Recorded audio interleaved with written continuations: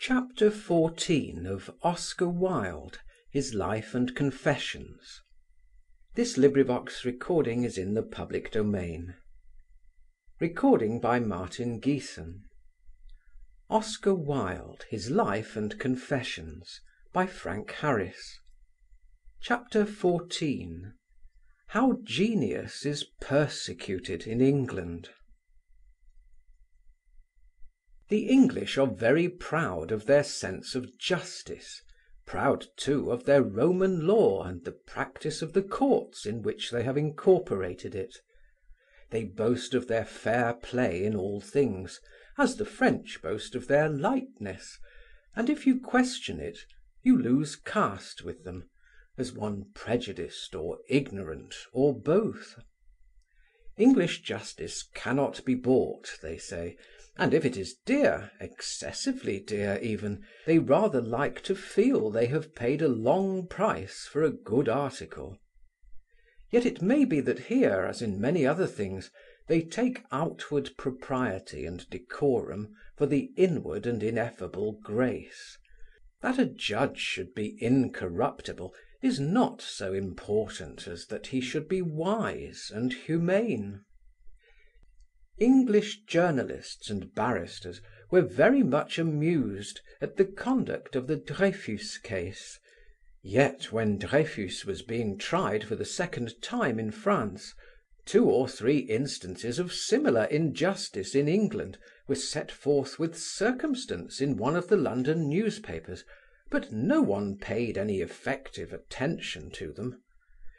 If Dreyfus had been convicted in England, it is probable that no voice would ever have been raised in his favour.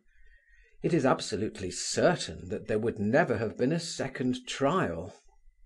A keen sense of abstract justice is only to be found in conjunction with a rich fount of imaginative sympathy. The English are too self-absorbed to take much interest in their neighbours' affairs, too busy to care for abstract questions of right or wrong. Before the trial of Oscar Wilde, I still believed that in a criminal case rough justice would be done in England. The bias of an English judge, I said to myself, is always in favour of the accused. It is an honourable tradition of English procedure that even the Treasury barristers should state rather less than they can prove against the unfortunate person who is being attacked by all the power and authority of the state. I was soon forced to see that these honourable and praiseworthy conventions were as withes of straw in the fire of English prejudice. The first thing to set me doubting was that the judge did not try to check the cheering in court after the verdict in favour of Lord Queensberry. English judges always resent and resist such popular outbursts. Why not in this case? After all, no judge could think Queensberry a hero. He was too well known for that. And yet the cheering swelled again and again, and the judge gathered up his papers without a word, and went his way as if he were deaf. A dreadful apprehension crept over me. In spite of myself, I began to realize that my belief in English justice might be altogether mistaken. It was to me as if the solid earth had become a quaking bog, or indeed as if a child had suddenly discovered its parent to be shameless. The subsequent trials are among the most painful experiences of my life. I shall try to set down all the incidents fairly. One peculiarity had first struck me in the conduct of the case between Oscar Wilde and Lord Queensberry that did not seem to occur to any of the numberless journalists and writers who commented on the trial.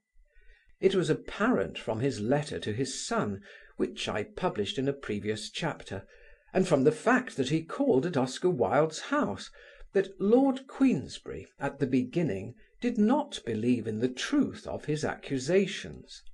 He set them forth as a violent man sets forth hearsay. and suspicion, knowing that as a father he could do this with impunity, and accordingly at first he pleaded privilege. Some time between the beginning of the prosecution and the trial, he obtained an immense amount of unexpected evidence.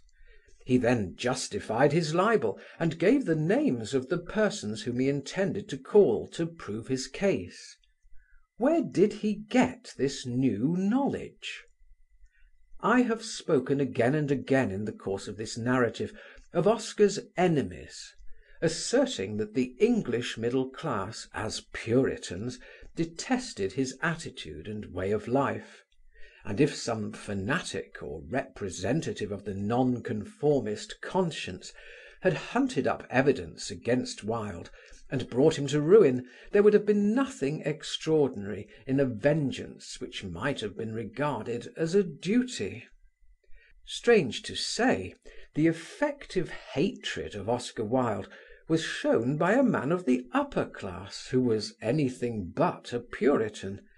It was Mr. Charles Brookfield, I believe, who constituted himself private prosecutor in this case, and raked Piccadilly to find witnesses against Oscar Wilde. Mr. Brookfield was afterwards appointed censor of plays, on the strength, apparently, of having himself written one of the riskiest plays of the period. As I do not know Mr. Brookfield, I will not judge him. But his appointment always seemed to me, even before I knew that he had acted against Wilde, curiously characteristic of English life and of the casual, contemptuous way Englishmen of the governing class regard letters.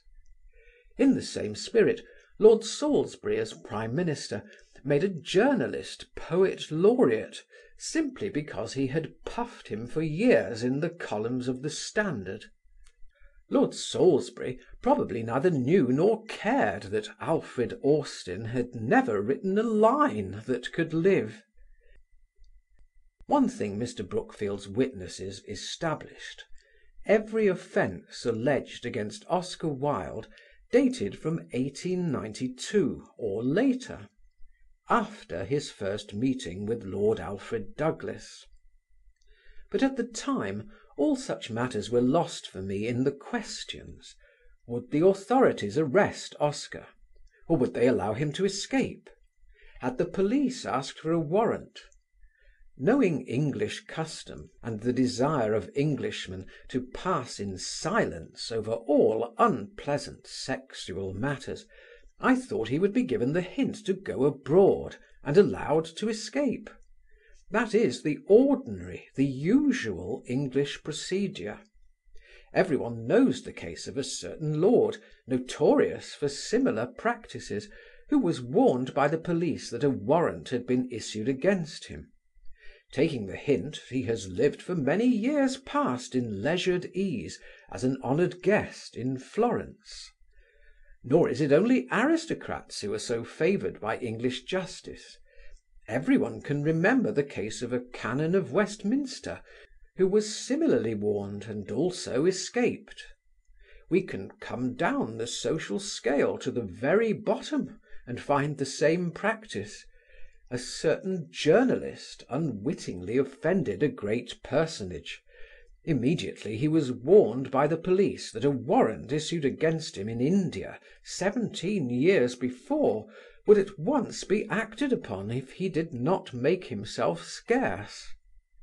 For some time he lived in peaceful retirement in Belgium.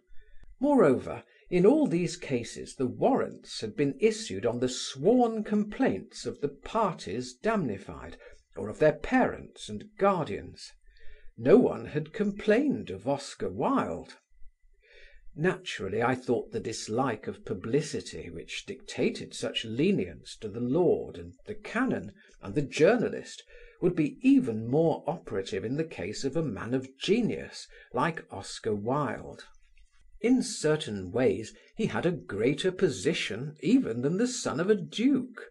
The shocking details of his trial would have an appalling, a world-wide publicity.